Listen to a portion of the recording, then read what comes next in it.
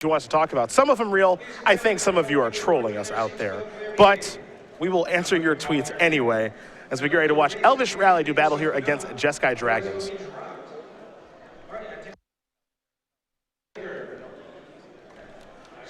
Hipp will start things off with a Mystic Monastery. Poellinger will sacrifice a Windswept Heath. He's going down to 19. Forester Plains on the way, and we are underway here in round number 11.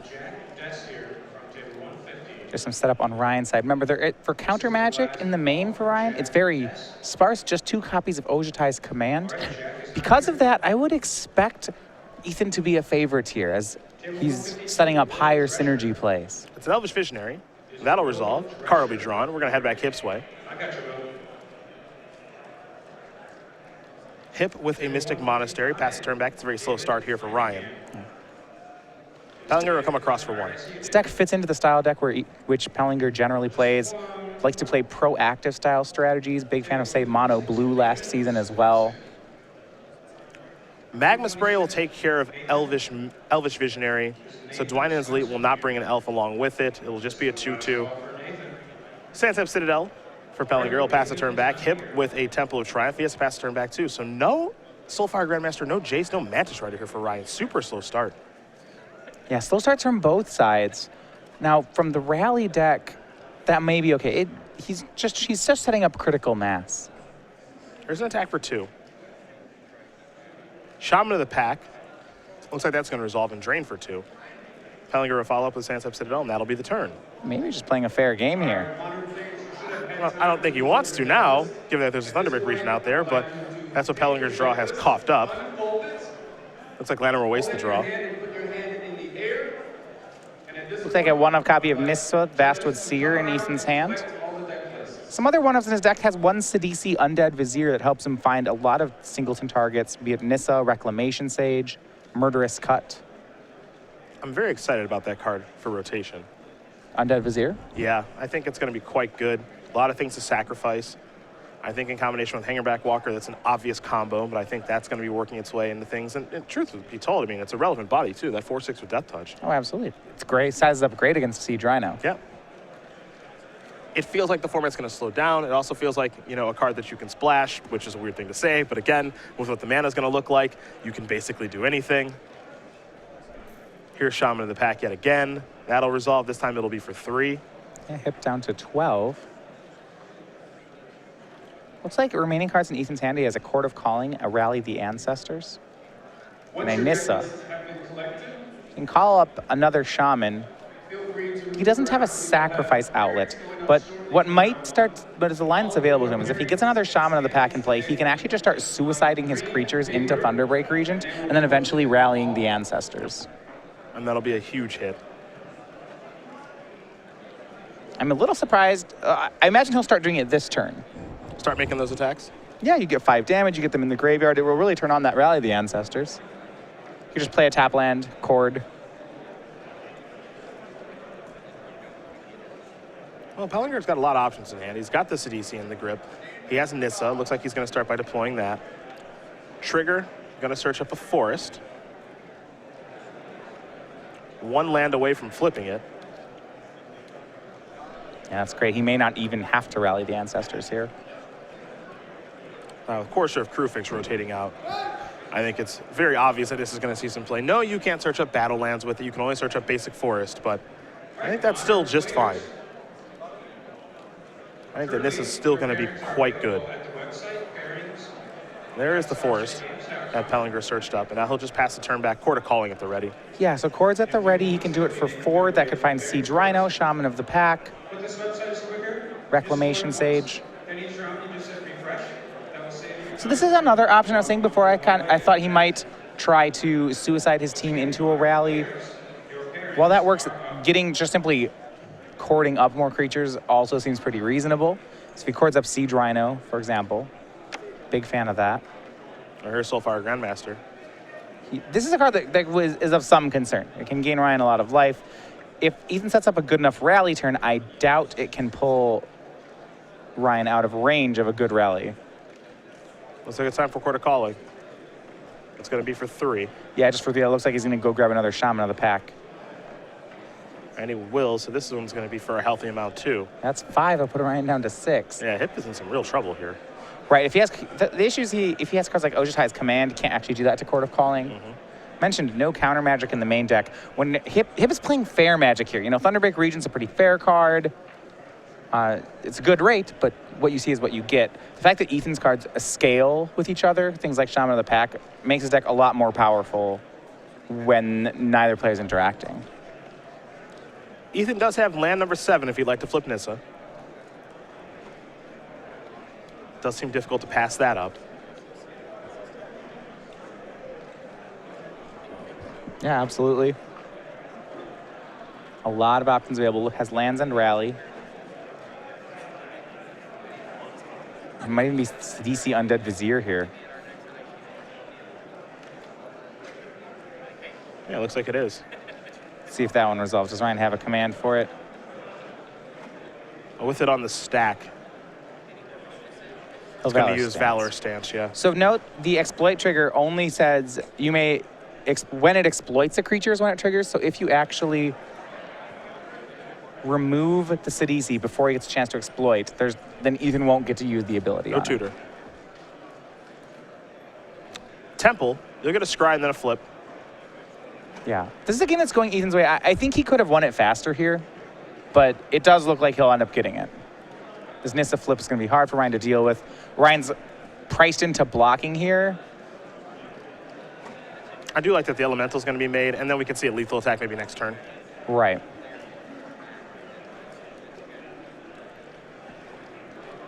And we'll see some attacks right now, actually. Some creatures are going to die. And again, this is perfectly reasonable. It looks like 2 Shaman attacks are going to get blocked because, again, we know that he's got Rally the Ancestors in hand. Right, so Ryan takes 5 but gains 2, so we'll actually just take 3 total. Yep. Should drop down to 3. And 2 lands in hand. That will be enough for Ethan to take game 1. Ethan Bellinger will win game number 1 here over Ryan Hipp. Elvish Rally does win game number 1 over Jeskai Dragons. That means both players are going to go to the sideboard. And we will start with Ryan Hipp in the Jeskai Dragons deck, where you'll find 2 copies of Varashian Cleric, 2 Glare of Heresy, 2 Negates, 2 Disdainful Strokes, along with 2 Anger of the Gods, and then some singletons in Elspeth Sun's Champion, Encase in Ice, Tragic Arrogance, Rending Volley, and Stratus Dancer. Well, so he needs to keep these high synergy plays under control. And even though Elvish Rally is a heavy creature deck, he may want to try to board in something like Negate or Disdainful Stroke here to take care of cards like Rally the Ancestors and Court of Calling. Elspeth Sun's Champion is good, and let's not forget 2 Anger of the Gods, probably the most important card in Ryan's sideboard in this matchup. On the other side of things here for Ethan and his innovative Elvish Rally deck, what do we see? All right. So, running through the sideboard, he has 2 copies of Anafenza, a Reclamation Sage, a Minister of Pain, a Merciless Executioner, an Ultimate Price, 3 Arishan Clerics, 3 Den Protectors, and 3 Thoughtseize. If he's going to assume, and I would imagine correctly, that he's going to get swept by Anger of the Gods, maybe something like Den Protector is a go-to card for him. Simply in the face of a lot of removal that Jeskai brings, Den Protector is going to give him resiliency. Outside of that, I'm not sure that I expect him to bring in too much. Game 1 went very well for him, and it's reasonable for him just to think that can happen again. Well, those are the options there for both players. Ryan Hipp will be on the play. He's going to have to interact a little bit more early and a little bit more often to be able to beat Ethan. So we'll see if he's able to do that here in game number 2. But in the meantime, we will talk about Star City Games' popular promotion. It is SCG Game Night. Every week in September, you can get the Kraken if you'd like. Though not a lot of time left here in this month, especially with the Battle for Zendikar pre-release coming around the corner. So definitely jump out to your local game night. Too late to get signed up for this one, but if you want to get signed up for October, you still can.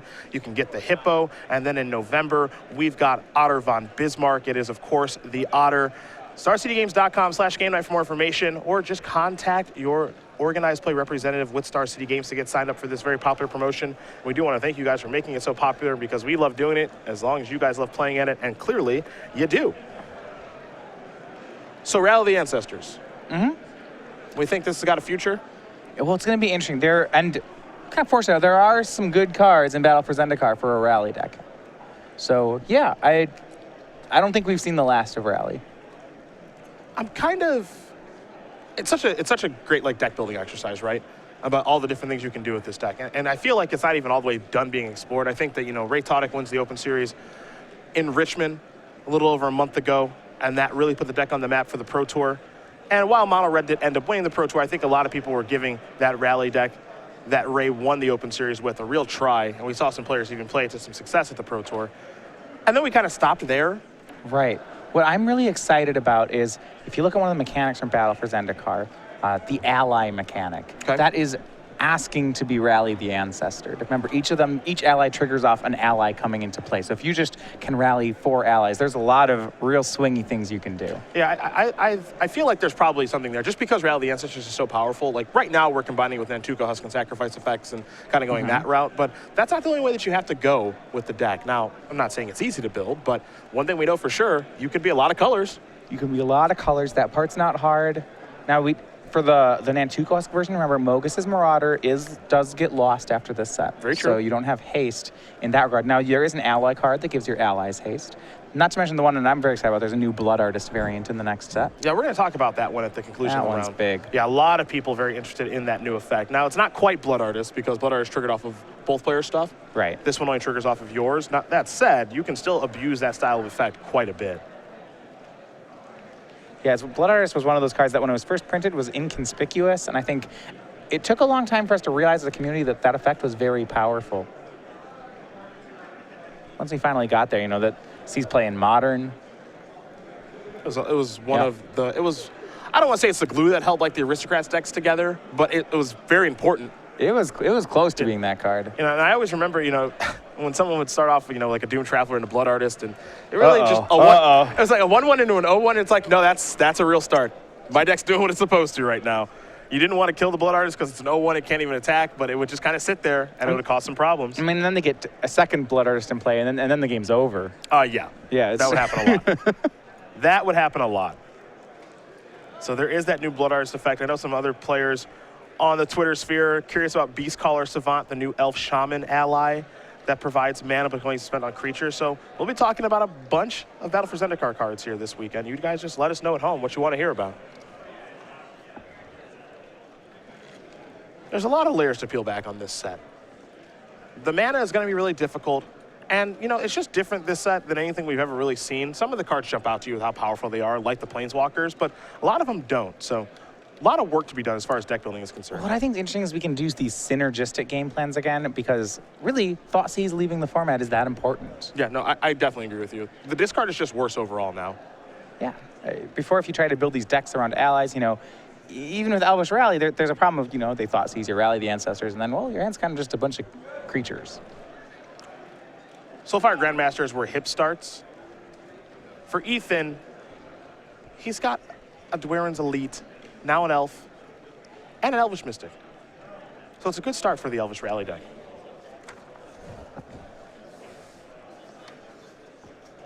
Hipp with the Mystic Monastery, that's land number 3. I think he's maybe considering an attack here.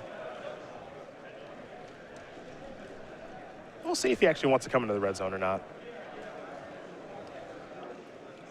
He's going to go with Draconic Roar. He does have a dragon to reveal in Stormbreath Dragon.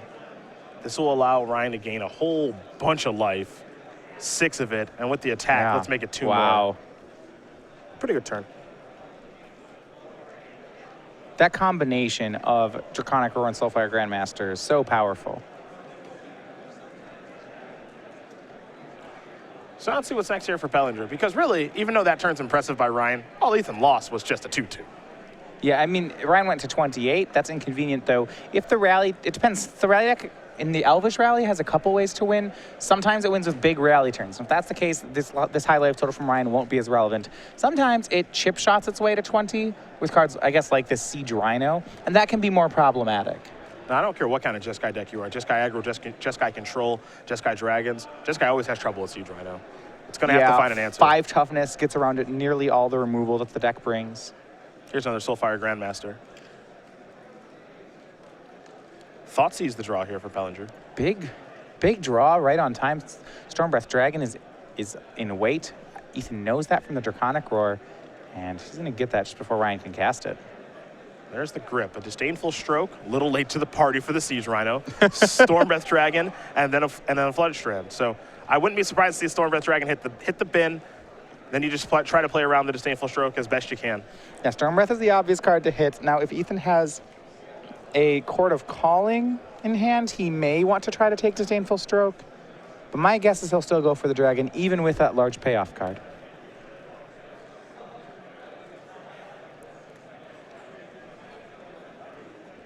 There goes Stormbreath Dragon from the Thoughtseize. What's next here for Poellinger?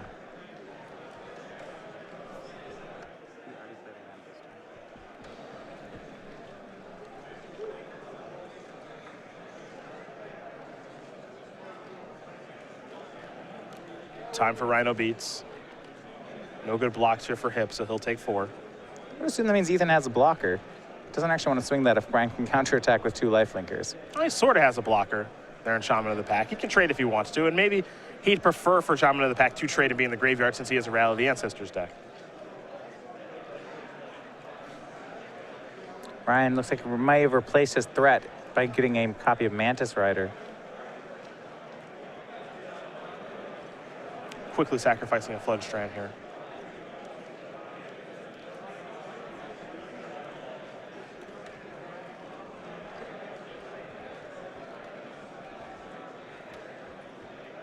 There's 3 mana. There is Mantis Rider.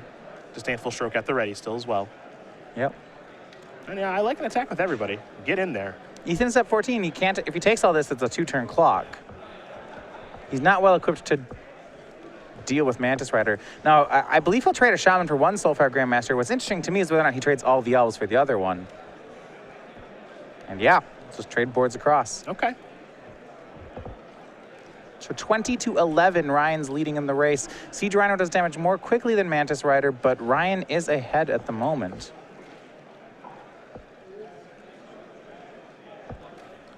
Few kill spells in Ethan's deck. He, in the main, has a 2 Murderous Cut, 2 Obzon Charm. That's how he can answer Mantis Rider. There's Urborg from Ethan after the attack. 11-16 now. Mantis Rider coming across for 3. Murderous Cut you mentioned. Probably going to be hit with the Disdainful Stroke. I would assume so here. Hipp's draw for the turn was Temple of Triumph.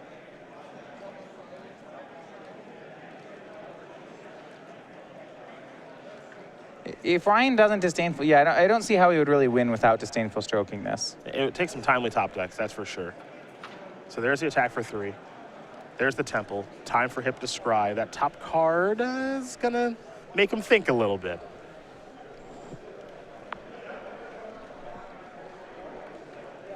He is not sure what he wants to do with that. Consulting the graveyard now.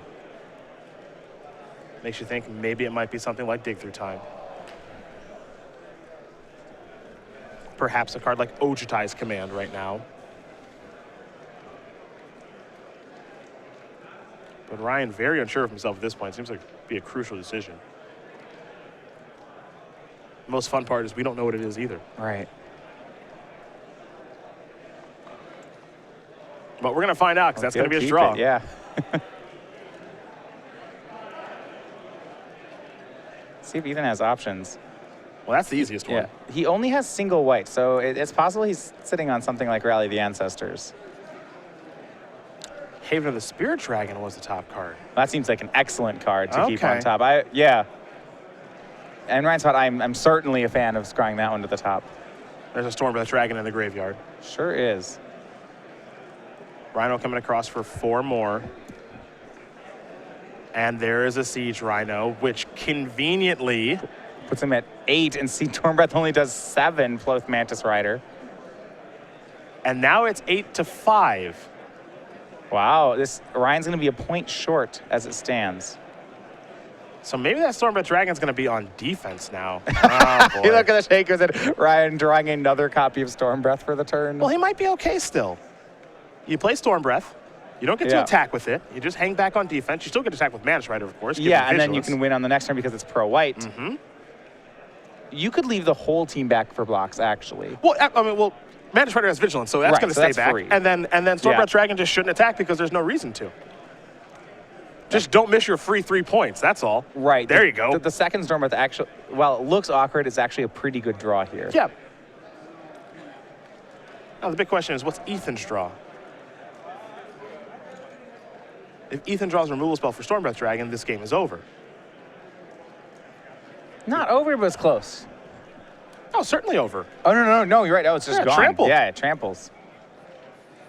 Both block. Yeah, there goes Mantis Rider. He'll trample over for 1 point of damage.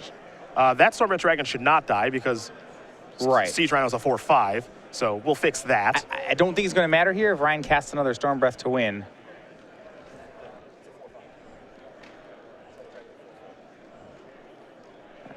Well, by the way, Ryan plays the other Stormbreath off the top. That's 8 damage coming across. So Ryan Hipp will take game 2. So we're tied. So we tie it up. We're tied. Running Stormbreaths. Gets it there for Ryan. Now, we will make sure that Ethan knows that his Siege Rhino should not have died there because a 4/4 cannot kill a 4/5. Yeah, Siege Rhino should have still been in play there. Outcome's still the same. The second Stormbreath's lethal. Correct. So these players will get ready here for game number 3. Poellinger will be on the play for this game. Yeah. A close game there for sure. It was close. That game was at the pace of the Jeskai Dragon's deck because it turned into a slugfest. You know, Siege Rhino, like standalone good cards crashing into each other. Ethan put up a good fight on the back of 2 Siege Rhinos, and that's a better fight than he'll normally put up with the Elvish Rally deck. You know, by and large, its creatures are much smaller and more synergy-based. But if a game's going to go like that, I would expect Ryan to take game 3. Ethan's going to look to recap game 1, where he has a storm of creatures that just start cascading into extra advantage. Well, these players will shuffle up here for game number 3, and Ethan will be on the play. And in the meantime, we will talk about the Battle for Zendikar pre-release taking place at the Star City Game Center next weekend.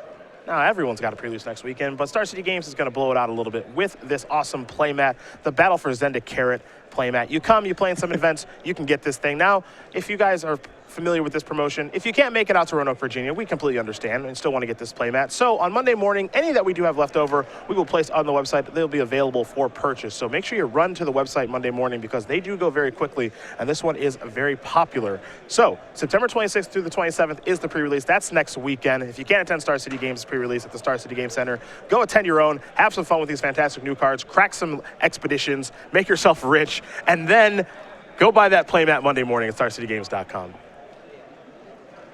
We've already got players in the Community Cup this weekend cracking those packs. Yeah, had the first booster draft for it yesterday. Yep.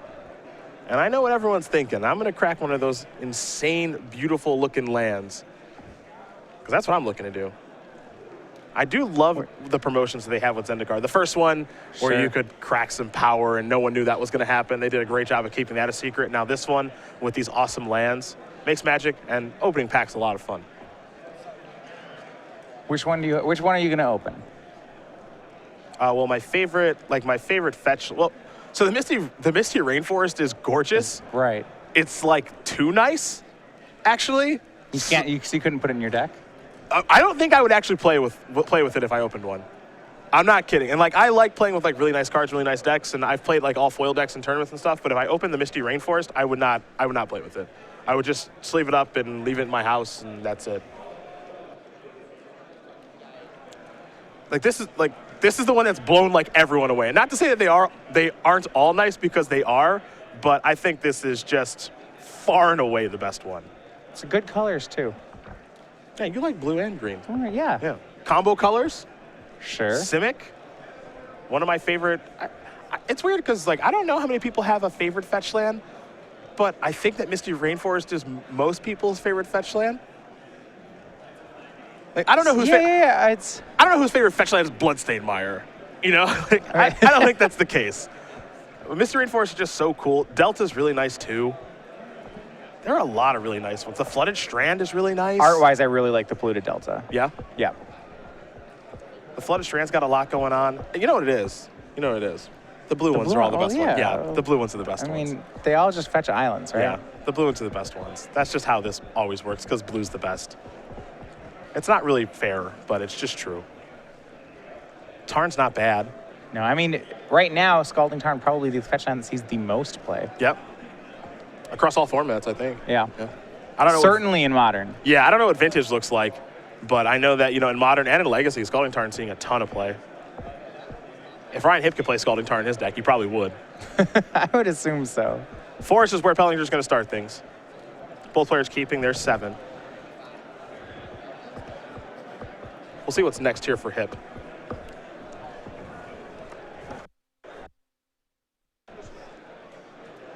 Both fish are starting out on basics. A basic plane's a weird starting point for this deck. Ethan's deck has played very fair these first 2 games.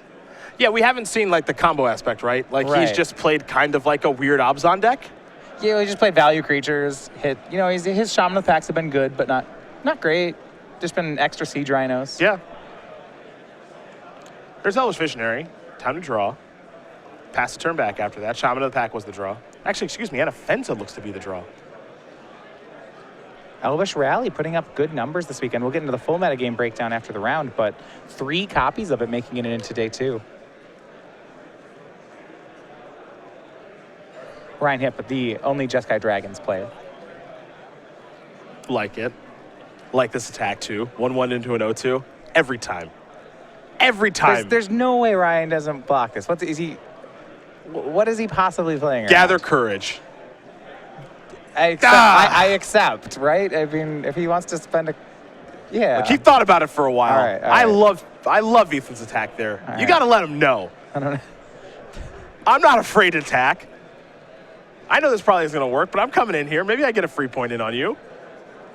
Anafenza has played. That one came out of the sideboard for Ethan. So he seems to be agreeing to Ryan's terms of engagement of just playing a value-based game 3. Jace is going to go active. A lot of lands for Ryan. Might be all lands in a roast. That's not good. Battlefield Forge is gone. He's got a lot. I think there might be a Yeah. Thunderbreak region there too, but he's got a lot of lands. Well, Jace will certainly help there. Yep. Yeah, Soulfire Grandmaster, Thunderbreak, Roast, and lands. All right, so not horrible. I'm going to assume he's got another red source of mana because if he doesn't, that discard's real awkward. All right, there's a mountain. That's one of every basic here. And now there's a roast on Anafenza. Yeah, I think he would have liked to have taken a turn off to put Soulfire into play before roasting, but Anafenza too large of a threat to wait a turn on the kill spell. Now the Visionary gets in for a point of damage. There's another Anafenza. Poellinger will have to take 1 to cast it. Sansep Citadel the land for the turn, and that'll be it for Ethan as we head back Hipp's way. Hipp draws another copy of Roast. Now we can have Soulfire Grandmaster plus Roast. Yeah, now it makes it easy. See Ryan not taking time to figure out this turn. Going to gain a bunch of life here from the Roast thanks to the Soulfire Grandmaster. Graveyard has 3 cards in it, I believe. Jace is almost going to flip here. And again, we're seeing Ethan continue to play just kind of a normal game. We're not seeing any real Rally the Ancestor aspect of his deck. No combo finish, unfortunately, here for Ethan. He does have a copy of Rally in his hand this game, so that may happen. Looks like he has Obzon Charm, Rally, at least 1 more land. Maybe Dwinnen's Elite. Checks. Is Jace going to flip? The answer is yes. Well, soon. It's 3 cards in the yard. Yeah, very soon. Oh, yeah. Now, this one a little aggressive for me. This is I think okay, so he has Obzon. He actually has Obzon Charm in hand. It's not a bluff this time. Okay, all right. And Ryan pretty heads up there. The fact that Ethan has been making that attack every turn, there is a chance that Ryan can make a block there. Heads up for him not to. There's the Elite. It'll bring an elf along with it. A Temple, top card. See where it goes. It's going to stay on top. Poellinger will pass the turn back over to Hipp. Hipp will activate that Jace. Still has Thunderbreak in hand. Maybe just lands with it. Looks like he picked up a Valorous stance. He'll discard a Flooded Strand. Time to untap and draw.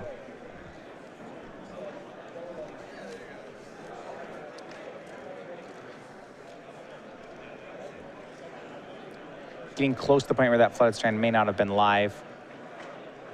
Could not fetch up blue. He has 1 planes left.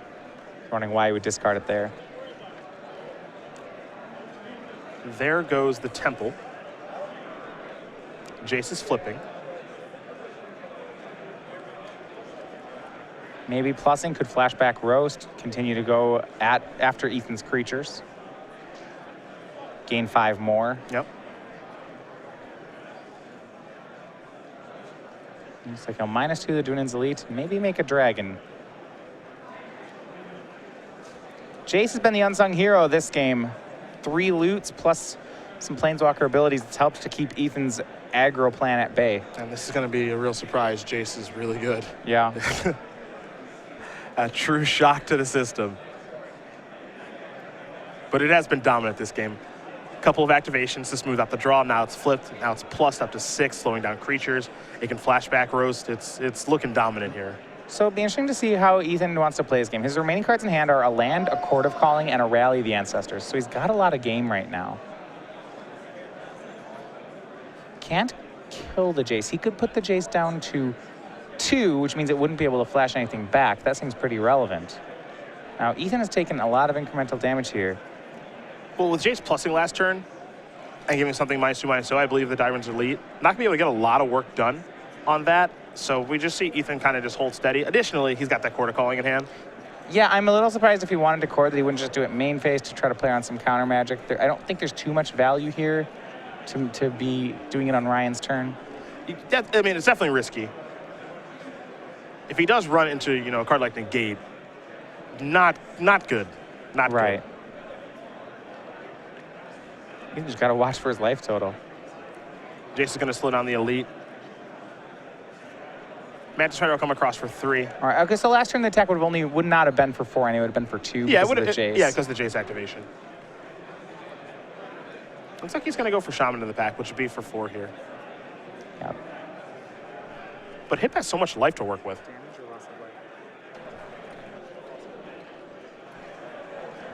Shaman pack is a loss of life effect, so he can't redirect that one to Jace.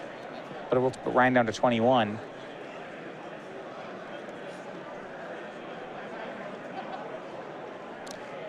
Remember, Rally's in Ethan's hand, but that doesn't do very much at the moment. Yeah, Rally actually just quite poor right now. It definitely has.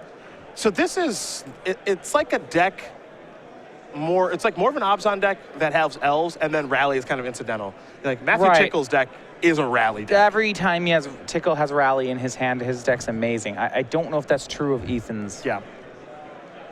Especially when he goes on this board plan of things like Anafenzas. The Rally the Ancestors look even weaker.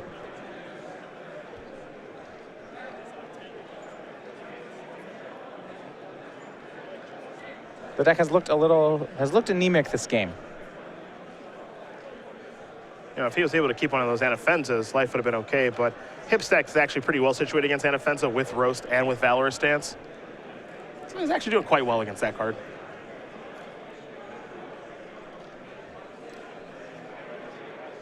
Shaman of the pack will attack. Ethan wants to get that one into the graveyard, but on Ryan's side, he can just take 3. He's far ahead in the race. Yeah, he falls down to 18. He's got a lot of life to work with. Top card going to go to the bottom. And now we head back Hipp's way. Hipp will draw. Picked up a copy of Draconic Roar. Don't believe he has a dragon in hand. No, but that all these burn spells gain life is so relevant at this point. We also can't forget that there's that Jace out there. Jace can flash back one of those copies of Roast in the graveyard. And Ryan's been pretty wary about mowing down Ethan's board, I think because of a card like Rally the Ancestors. As if he can win without putting any cards in Ethan's graveyard, the more the better.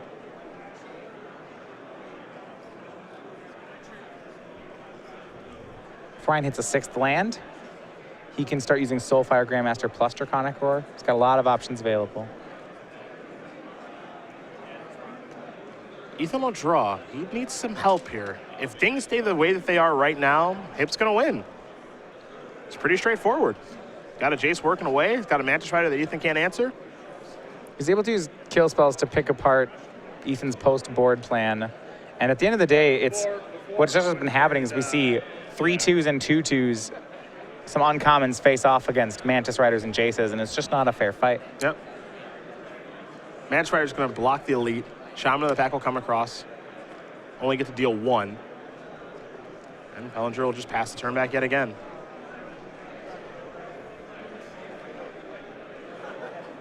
We go back to Ryan. Copy of Negate in his hand should sew this up. Yeah, that might be the check mark now. The Rally Ancestors will not resolve unless Ryan wants it to. And that might be the final nail in the coffin here for Poellinger, who is just, the draws have been okay, but we have not really seen the rally part of his deck, the explosive part, I imagine. It's played a lot like a weak Abzan deck. Yeah. Shaman of the Pack's going to knock down by Jace. It'll have 1 power. So we're going to have it Poellinger's way for what might be his final draw step here of the match.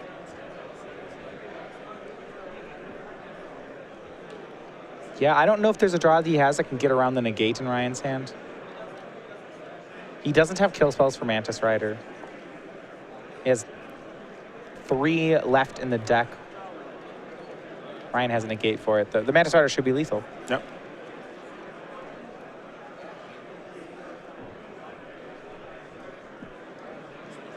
There are the blocks. Remember, Shaman is smaller thanks to Jace. Yep. And Ryan's able to make those blocks because if anything goes wrong, he's got a negate. Right. If there's some sort of weird trick, you know, it's going to be an instant or a sorcery, something like that. That attack shows it's clear that Ethan is setting up for a Rally of the Ancestors, but Ryan has it covered. Hipp will draw, picked up a copy of Stormbreath Dragon. Anger of the Gods was the draw for Ryan. Oh, was it Anger? Yeah, it's a red card. Doesn't change what he needs to do. Yeah, I don't think he needs anything but what's in his hand. Yeah. There's Rally. Yeah, doesn't do very much. Negate will take care of it. Ryan Hipp's going to win this match here over Ethan Poellinger, 2-1. Jeskai Dragons will take care of Elvish Rally. And for Hipp, it's going to keep his winning ways going here with the Dragons deck. He moves on to 9-2 here in Milwaukee. 2-0 start to the day, which is an excellent start for Ryan. You like the Jeskai Dragons deck? Well, it plays a lot. It's interesting. I'm not sure. I like Jeskai, and I think the verdict's still out for me on whether or not I'd like Dragons or just classic Jeskai more. But that game is certainly, the Jeskai cards is what won it for me here. You know, if you think about what it took for Ryan to win that game, it was Mantis Rider plus Soulfire Grandmaster.